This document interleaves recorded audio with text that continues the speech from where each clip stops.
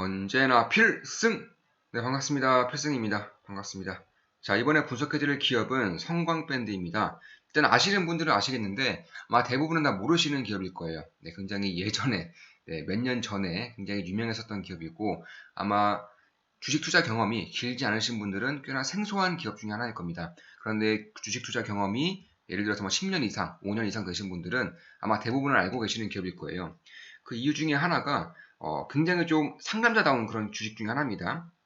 얼마나 상남자답냐 하면은 그 기본으로 10배 이상씩, 네, 10배에서 5배 이상씩은 기본으로 왔다 갔다 움직이는 그런 기업 중에 하나이고, 굉장히 경기 민감주 중에서도 초상남자 경기 민감주다 이렇게 생각하시면 될 것 같아요. 그만큼 굉장히 민감하게, 주가도 그렇고요, 실적도 마찬가지입니다. 굉장히 민감하게 반응을 하는 기업이고, 대략 한 2005년부터 7년 때까지 조선에 대한 슈퍼 사이클과 그 해양 플란트에 대한 슈퍼 사이클이 있었죠. 이 당시에 주가가 2년 만에 대략 한 30배 가량 올랐습니다. 30배 가량. 그리고 2010년대 중반에서도 이제 해외 건설 수주가 꽤나 많이 나섰죠. 그 당시에 이때도 한 2배 이상은, 2배 이상은 이제 올랐던 그런 기업 중에 하나이죠. 그 이후에 해외 수주도 제대로 안 나오고 조선 사이클도 죽어나가면서 이런 식으로 바닥을 박박 기고 있다가 다시금 이제 턴어라운드 할 기세를 조금씩 보이고 있는 점에서 한번 분석을 해드리면 좋겠다 이렇게 생각을 한번 해봤습니다. 그래서 성광밴드 같은 경우에는 쉽게 말해서 모든 플랜트도 마찬가지고요. 모든 기자재, 모든 건설도 다 마찬가지입니다. 거의 모든 것들에, 모든 인프라에 들어가신다고 보시면 돼요. 관이음새 있죠? 이 이음새. 이거 만드는 기업이에요. 이거.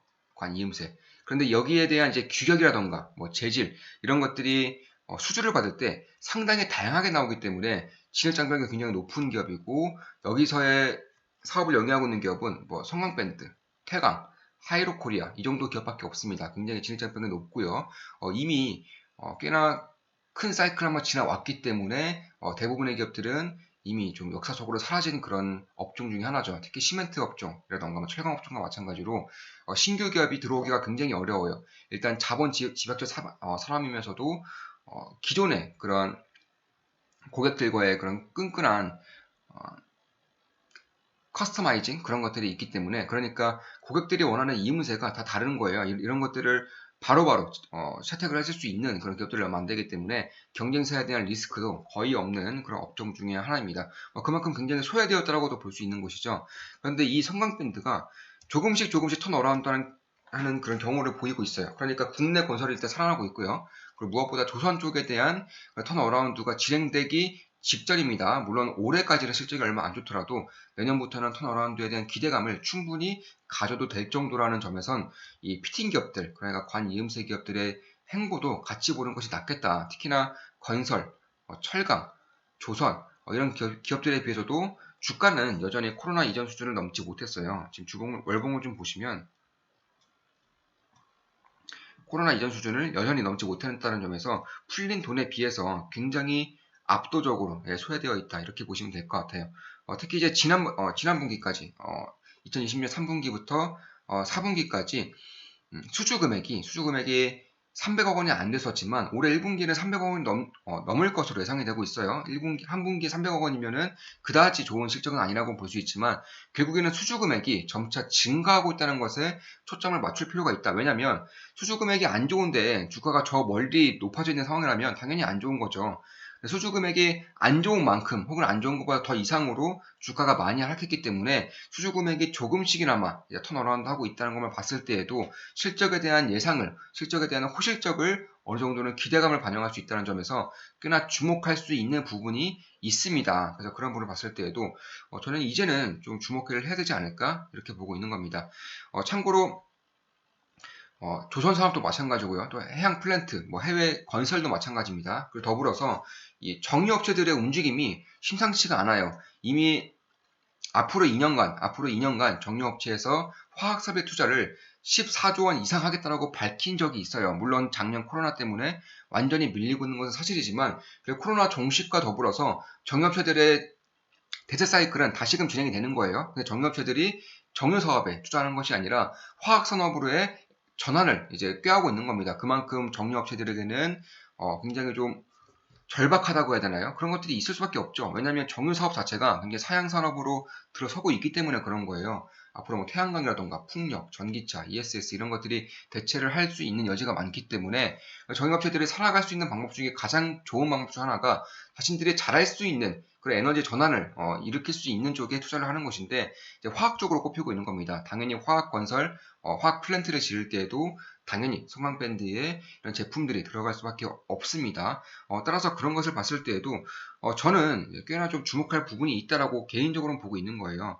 물론 제 모든 영상은 매수, 매도, 추천 리딩은 절대 아닙니다. 참고하시면 되겠습니다. 따라서 2010년대, 이 중반대에는 그러면 여기서 조선 사이클이 무너졌고 해양 플랜트 사이클이 무너졌는데 여기서 어떻게 이렇게 잘 버텼느냐, 어떻게 실적도 잘 나왔습니다. 이때 당시에. 왜 그런가 하면은 이때는 해외 건설이 좋았어요. 해외 건설. 그러니까 해양 플랜트라던가 해외 플랜트 사업 혹은 해외 건설 사업 이런 것들이 꽤나 좋았습니다. 그 당시에 매년 이제 300억 불 이상 이제 해외 건설 수주가 나왔었는데 최근에 다시금 300억 불 가까이 올라오고 있어요. 최근에 대인프라 시대가 다가오고 있으면서 최근에 철강도 다 오르고 있고 구리도 오르고 있고 열연도 오르고 있고 아연도 오르고 있고 다 오르고 있죠. 이런 가장 큰 이유 중에 하나가 바로 인프라 시대가 점차 도래하고 있다는 거예요. 당연히 이런 시대에서는 자연스럽게 해외 건설에 대한 기대감과 해외 건설에 대한 수주 금액을 많이 따올 수가 있게 되는 것이고 현재 기준으로는 꽤나 많이 올라오고 있습니다. 매년 10% 이상씩 올라오고 있고 아직은 정확한 수치는 나온 것이 없지만 제가 이것저것 이제 자료를 다 취합해봤을 때는 올해 같은 경우는 250억 이상은 충분히 나올 것 같아요. 해외 수주 금액이 250억 이상은 충분히 나올 것 같고 당연히 엄청나게 폭등하고 있는 겁니다. 그래서 그런 것을 봤을 때에도 결국 이 국내 건설사가 이제 해외 수주를 따냈을 때에는 성광밴드의 이런 제품들이 같이 들어갈 수 있는 가능성이 높기 때문에 이런 부분에 대한 수혜를 볼 수 있는 시기가 좀 다가오고 있다고 보고 있어요. 그러니까 이 당시에 해외 건설 수주 금액이 300억인데 지금 거의 300억 가까이 오고 있다는 것은 주가가 그때에 비해서는 너무 많이 하락한 그런 상황이 아닌가 이런 생각을 해볼 수가 있는 거죠.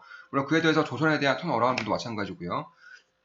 그 유가의 반등을 통한 플랜트라던가 특히나 이제 중공 사업에서 가장 현재 시간을 길어서 투자하는 것이 바로 수소 에너지죠. 수소 에너지 쪽에서의 플랜트라던가 이런 것들도 국내 기업이 이제 강점을 가진 기업들이 있기 때문에 그런 것들과 같이 이제 엮여서 들어갈 수 있는 확률이 꽤나 높다는 점에서도 저는 주목을 해야 된다고 보고 있어요. 그렇기 때문에 이 기업 자체의 경쟁력보다는 그러니까 기업 자체적으로 커 나간다기보다는 산업에 묻어가는 경향이 굉장히 강합니다. 산업이 좋을 때는 압도적으로 좋아졌고요. 산업이 안 좋을 때는 처참히 짓밟히는 기업 중에 하나가 바로 성강밴드다. 이렇게 보시면 될 것 같습니다. 그런 부분을 봤을 때에는 그리고 산업 자체가 좋아진다는 것은 이 기업 입장에서 뭐 압도적인 뭐 설비 투자를 한다거나 혹은 R&D 비용으로 매출의 30% 이상을 쓴다거나 그런 혹은 뭐 치킨 게임을 통해서 경쟁사들과 경쟁을 해야 된다거나 그런 것들이 전혀 없기 때문에 완전히 무주공산인 거예요. 한마디로 굉장히 좋은 그런 상황을 맞이할 수가 있게 되는 시기가 저는 내년부터는 이루어질 수 있을 것이라고 보고 있기 때문에 주가는 항상 선반영한다는 점에서 지금부터 천천히 좀 주목을 할 필요가 있겠다 이렇게 개인적으로는 보고 있는 겁니다.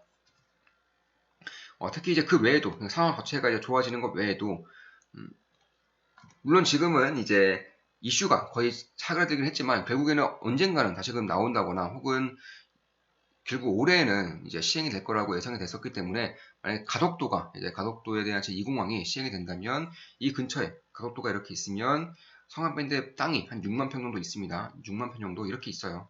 이렇게 연결되어 있고 이게 성암밴드 땅입니다. 이 가덕도고요. 그러니까 여기에 대한 수혜도 저는 어느 정도는 있을 수 있다. 물론 이것은 투자함에 있어서 그냥 작은 이벤트일 뿐이지 이것만 보고 투자한다? 그러면 테마주에 투자하는 거예요. 결국 테마성으로 투자를 하다 보면은 기업에 대한 믿음이라던가 기업에 대한 확신, 공부가 부족하기 때문에 크게 먹을 수 있음에도 크게 먹을 수가 없는 것이고 손해를 보지 않아도 됨에도 손해를 볼 수밖에 없다는 점을 봤을 때에는 그런 테마성으로 가는 것보다는 이런 것들도 작은 이벤트가 될 수 있다는 점은 꽤나 좀 주목을 할 필요가 있다 이렇게 보시면 될 것 같습니다. 그러니까 조선업황이 지금 좋고요. 대형 건설사들의 해외 수주가 급격하게 올라오고 있습니다.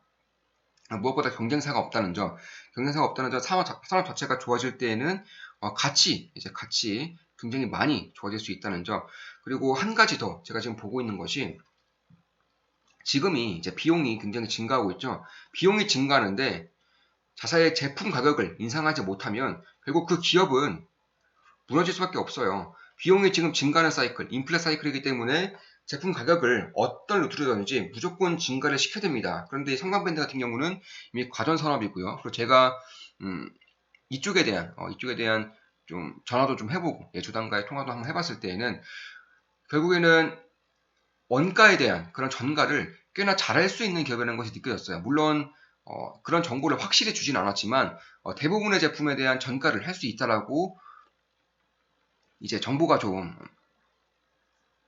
나온 것을 봤을 때에도 결국 이 원자재 상승분에 대한 제품 가격 인상이 가능한 한 기업이기 때문에 인플레가 온다고 하더라도 그다지 신경 쓸 필요는 없다라고 이제 생각이 들고 있습니다. 그런 부분을 봤을 때에도 저는 제가 봤을 때에는 모든 것이 좋아요.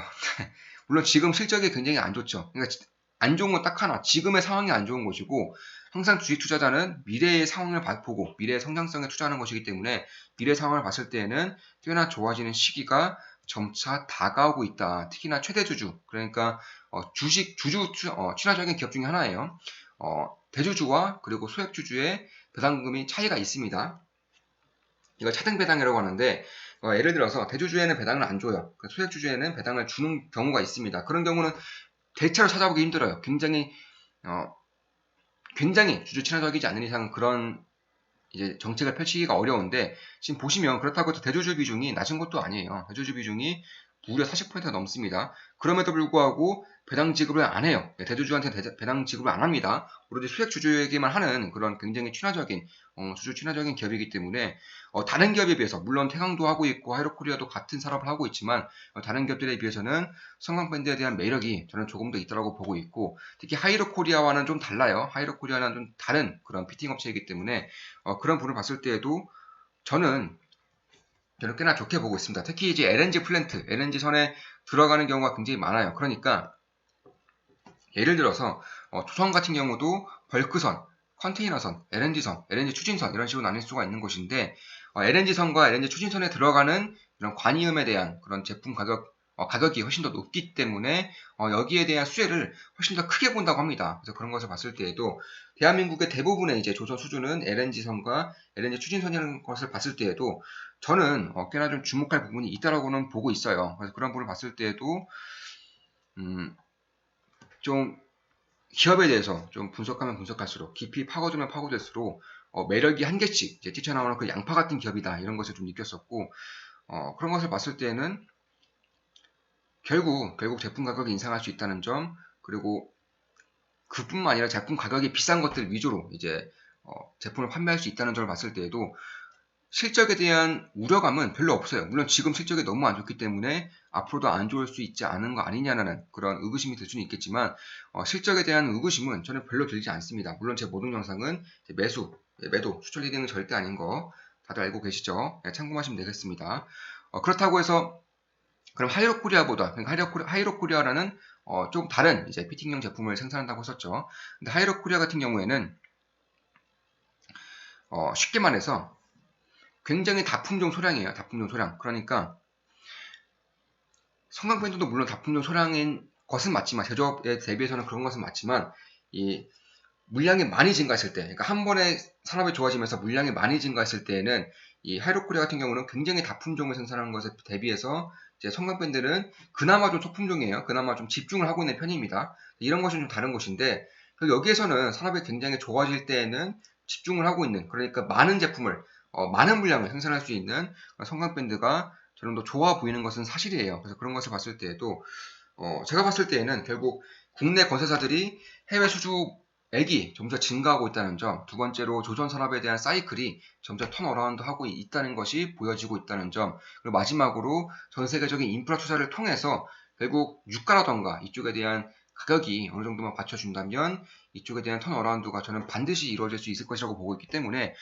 여기서의 끝단 업체죠. 거의 끝단 업체입니다. 그만큼 변동성이 굉장히 클 수밖에 없어요.